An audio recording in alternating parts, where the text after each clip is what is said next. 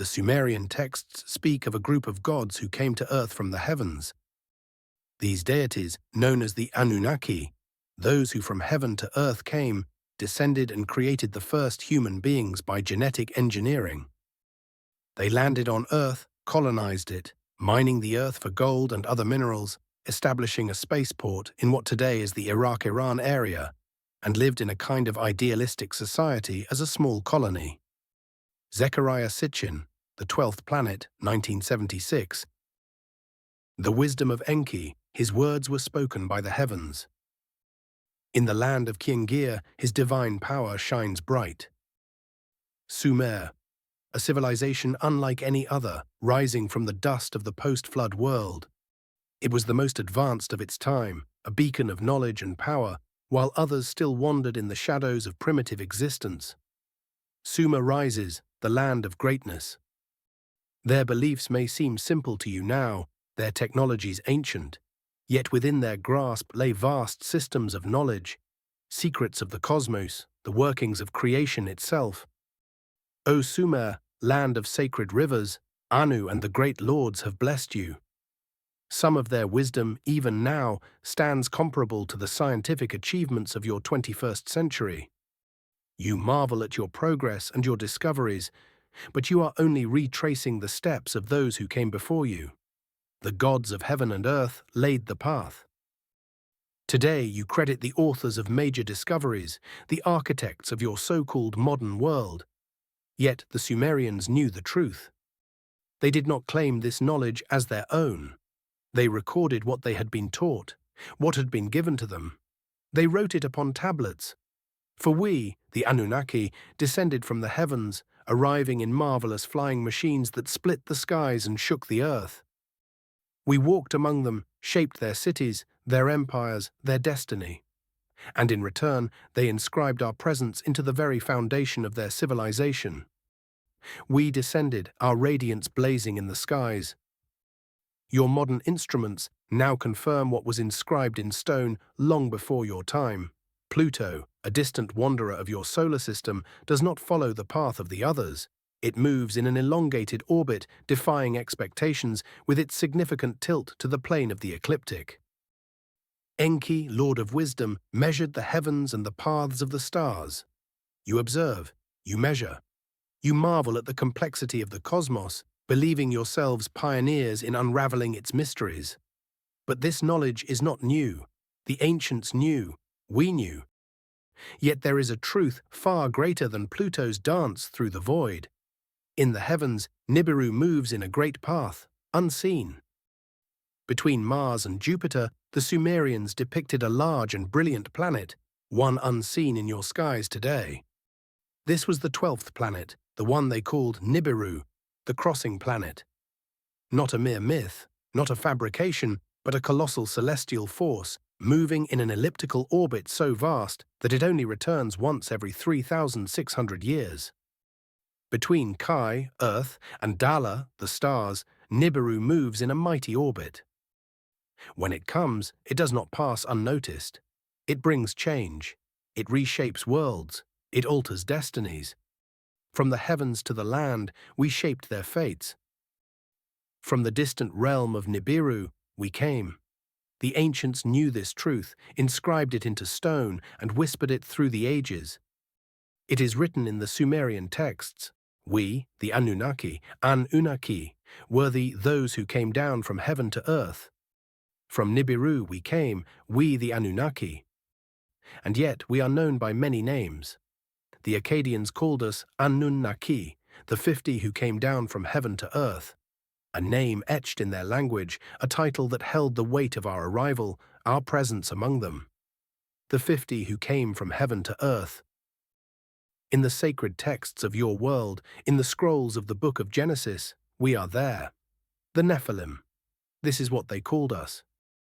In the language of the Hebrews, our name still carries its ancient truth. Those who came down from heaven to earth. From the heavens to the land, we descended as it was written. You read the words, but do you truly understand them? The very term Nephilim is but a reflection of our descent, rooted in the word Nephil or NFL, meaning to descend from heaven. a truth encoded in language, hidden in plain sight, waiting for those with the wisdom to see. The stones remember, the tablets speak. The im marks it as plural, for we were many. Across civilizations, across generations, our story was never lost. It was only buried. Your translations have blurred the truth, reshaping ancient knowledge into distant myths. In some tongues, our names have faded, but in others they remain. The lords who came from heaven. In your book of Numbers, 1334, we are called Anakim, the descendants of Anak. Yet long before that, we were known by many names. In the lands beyond, their name remained, their presence endured. The story is told in Genesis, though few truly understand its meaning. When humans began to multiply on earth, and daughters were born to them, the sons of God took human daughters as wives whom they chose for themselves. And so it began, a great bond between heaven and earth. In those days we walked among you. We descended from the heavens, and the union between our kind and yours gave rise to something new. The Nephilim, our children, our legacy, roamed the earth. It is written, in those days the Nephilim were on earth, especially after the sons of God started marrying the daughters of humans, and they bore them children. These were no ordinary men. They were the mighty ones of old, the men of renown. You have turned them into myths, into legends of giants and demigods. But the truth is far older, far deeper than your histories recall. Long before the Great Flood reshaped this world, before the rise and fall of your civilizations, we arrived. Before the days of man, before the rise of kings and their cities. By our measure, it was 120 years before the waters came. Yet by yours, more than 445,000 years have passed since that day. The Anunnaki watched from above, awaiting the crossing of time. Before our descent, our world, Nibiru, completed its great loop, a cycle through the vastness of space, bringing us once more into proximity with your sun. From the vantage of our flying observatory, we studied every planet in this system, charting their atmospheres, their compositions, their potential. Each planet was observed, its air and waters recorded. And then we chose Earth, but the world we descended upon was not as you know it now. The Earth then was gripped by another ice age, its lands locked in frost, its skies bearing witness to a different balance of forces. The air was sharp, the waters colder, the rhythms of the planet slower, yet teeming with untapped power. The Anunnaki descended to the land in a time of cold and darkness. We landed upon the shores of the Persian Gulf, where the great rivers, the Tigris and Euphrates, met the sea. This was the cradle, the foundation upon which the first cities would rise, where knowledge would be gifted, where destinies would be forged. Upon this land, Enki spoke, and the first house was raised. Nibiru is vast, far greater in size and mass than your Earth, a wandering giant, its immense gravity shaping the course of cosmic tides. But with such power comes limitation, for in such a world, the weight of existence is greater, the pull of its forces relentless. Its force commands the tides of the sky, the decree of the Anunnaki is written in its path. You assume we were giants, towering beings of impossible stature. But the truth is more complex. Nibiru's gravity would not allow for such forms. Our home was not upon the surface of the great planet itself, but upon one of its moons, a celestial island adrift in the orbit of a wandering world. Nibiru's moon was our dwelling, a world beyond the Great One. You ask why we returned, why, every 3,600 years, we set foot upon this world once more. It has been said that, in a desperate attempt to preserve what remained of our atmosphere, we sought to suspend gold particles in the skies above as a shield. This was not our purpose. For An and Ki, Enki commanded, "Find the gold within the land." Gold was indeed precious, but not merely for the skies. We sought it as we sought other metals, not just for survival, but for creation, for technology, for power, for purposes beyond what you yet comprehend. Your own civilization stands upon the foundation of metals. You forge, you construct, you advance. We were no different. For the heavens and earth we sought them, to shape and to wield. In the celestial halls of Nibiru there reigned a power beyond mortal reckoning. Anu, Lord of the heavens, and beside him his consort, Antu, Lady of the heavens. They were the rulers of our world, the keepers of decree, the architects of destiny. Anu spoke the decrees, the divine words shaping the lands below. It was by Anu's command that we set forth. A company of 50, chosen from among the Anunnaki, was sent across the vast reaches of the solar system. At our helm was his eldest son, Ea, Enki, the wise one, the great master of the waters, the one whom the Sumerians would come to revere as a god of wisdom, of life, of creation. Enki, the wise one, the knower of the hidden ways, the keeper of knowledge. We crossed the void, seeking knowledge, seeking purpose, seeking a world that would provide what was needed. We saw the planets as none had seen them before, their silent forms drifting in the eternal blackness. From the heavens we beheld the planets, silent upon the black path. And there, on the seventh planet, counting inward from the outermost, we found what we had come for. Earth, the chosen land, decreed by Anu, set apart from all others. We descended, landing in the lands north of the Persian Gulf, where the rivers carved fertile deltas into the land. There the earth bore gifts, rich placer deposits gleaming with the substance we sought. And so we labored, extracting the wealth hidden beneath the soil. In the land we toiled, in the land where the rivers shaped the world. But in time, the surface yielded less, and we were forced to go deeper. The great veins of gold lay buried beneath the ancient rocks of the southeastern lands of Africa. And so we dug. Into the bones of the earth we carved, in darkness and toil unending. For what felt like eternity, our hands broke stone, our bodies bore the weight of endless toil. And then, we rebelled. For many years, we labored under the yoke of the gods. Our hands struck stone, our backs bent like reeds. The lords above watched, unmoved as we groaned. But in the dark we whispered, in the dust we swore. No more shall the chains of the divine bind us. It was nearly 300,000 years ago when the cry for freedom rose from the mines. The Anunnaki who toiled in the depths would bear it no longer. The labor was endless, the burden unrelenting.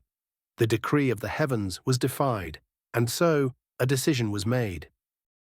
Enki, the wise one, our master of life, alongside Ninti, our great healer and chief medic, sought another way. Not through rebellion, not through war, but through creation. Ninti of sacred hands answered him with the breath of life. With clay and wisdom, with blood and care, they shaped another path. Through their hands, through the sacred knowledge of genetic manipulation, a new being was forged. A primitive worker designed to bear the burden in our stead. From the elements of this world, from the life that already walked upon its surface, they shaped a new form. Homo sapiens, your kind. Enki looked upon it and saw that it was good. And so it was that humanity was born, not from the dust of chance, nor from the hand of divine providence, but from the minds of those who came before you. Your heavenly Father was not an unseen force, but a celestial being who descended from the heavens. Not beast, nor God, but something between. A worker formed to carry the weight of toil. To your ears, this may sound like science fiction, a tale beyond reason, beyond what you have been taught to believe. But before you rush to dismiss, before you cast aside what seems impossible, I ask you, look deeper. For beneath the veil of myth, truth may yet dwell. The evidence is there, buried beneath time, hidden within the very earth you walk upon. Astonishing facts and discoveries await you if only you have the courage to see them. That which was written, that which was spoken, endures. Minds ancient beyond reckoning, marks of labor, of extraction, of industry, carved into stone long before your histories allow. There are those who whisper of ingots forged in times long past, fossilized footprints, imprints left by something, or someone. But we shall not dwell on these mysteries, not yet. Minds deep as the abyss, old beyond memory. Even in your modern age, as you mine the earth with machines and precision, you are not the first to seek its hidden wealth. The signs of our work remain, etched into the land, waiting for those with the knowledge to recognize them. Before kings, before empires, the land was already scarred. In 1970, a great mining power of your time, the Anglo-American Corporation, turned its gaze toward the past. Their reasoning was simple. If ancient mines existed, then they might still hold gold, the very substance for which we first came to this world. To the deep places, to the hidden chambers of gold. The great lords worked the earth, shaping the minds of the Abzu. Marks of toil, of labor, of fire and stone remain. Their hands bore the burden, their tools shaped the land. Gold was taken, carried forth, sent to the lords above. And so the Anglo-American Corporation sent their experts. They called upon archaeologists, seeking not only fortune, but the remnants of those who had come before. What they found was beyond their expectations. Sent to Earth in search of life-saving gold, these ancient Anunnaki astronauts from the planet Nibiru created the first humans as a slave race to mine gold, thus beginning our global traditions of gold obsession, slavery, and God as dominating master. Michael Tellinger's Slave Species of the Gods. Published in the corporate journal Optima, the discoveries of Adrian Boshier and Peter Beaumont revealed the undeniable truth. Extensive mining regions, abandoned but unmistakable. Shafts carved deep into the earth, some stretching 20 meters down, long before the tools of your ancestors should have been capable of such feats. These mines were found across Swaziland and South Africa, silent testaments to an age you do not yet fully understand. The Anunnaki came, shaping the deep places of the world, gold drawn forth, taken from the belly of the earth. For it was our hands that once turned the stone. It was our knowledge that unlocked the veins of gold beneath the earth. Your world measures time in fleeting moments, in centuries and millennia, believing that the past is distant, that civilization is young. But what if the truth is far older than you dare to accept? The land remembers, though you have forgotten. But still, that was not the beginning. The archaeologists, the anthropologists, those who have spent their lives chasing the origins of human advancement, now conclude that as far back as 100,000 BCE, mining technology was already being used in southern Africa. They have even found evidence of records of ancient laborers keeping track of their work, long before your histories acknowledged the possibility of such organization. With knowledge, the veins were found, the deep places opened. With wisdom, the earth was split, and gold was taken forth. Your history books do not speak of such things. But the earth remembers. The stones hold the truth, the evidence is there, undeniable, immovable. The Zulu legends of Monotapa, the lands now called southern Zimbabwe, hold a truth long obscured by time. The elders tell of a time when the mines were not worked by mere men. No, they were labored by flesh and blood slaves, artificially created by the first men. You call them myths, we call them memories. These beings, engineered, designed, forged through knowledge beyond your reckoning, were not of natural birth. They were made for one purpose, to toil in the mines, to extract the wealth of the earth, to serve the will of their creators. But their servitude did not last forever, for there was war, a great conflict, not among mortals, but among the gods themselves. The legend speaks of the time when the slaves rose in rebellion, when they went to war against the ape-man, and above them, in the darkened sky, appeared a sign, a celestial harbinger of destruction. The song of Nibiru and the lords of heaven. In the time before time, when the heavens were young, when Kai, the earth, lay bare and silent, when An, the sky, held dominion above, the lords of heaven, the Anunnaki, came forth. From the far wandering star, from the hidden realm, Nibiru, the great planet, crossed the void. It was written in the tablets of the stars, a cycle unbroken, a path unerring. Lo, the mighty Enlil beheld the land and spoke, Let there be life where there was none. Let the rivers run where dust has settled. Let the fields bear fruit, and the beasts roam free.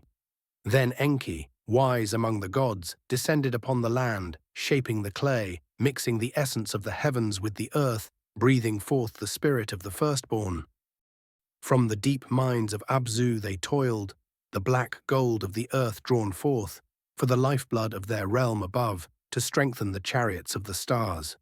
But woe, the children of dust rose against their makers. The labor was heavy, the burden unending. Enki, the merciful, whispered to Adapa, and the wisdom of the gods was known among men. Then Nibiru turned once more in its course, a great red star upon the horizon. The lords of heaven gazed upon their works, and some returned beyond the veil. But the decree of the fates is set in stone. Nibiru shall return as it has before. The day shall come when the sky shall burn, and the Anunnaki shall walk the earth once more. You are only now beginning to understand what the ancients already knew. But we have always known, for we were there at the dawn of it all. Thanks for watching. We'll be back soon, hopefully with another episode like this one.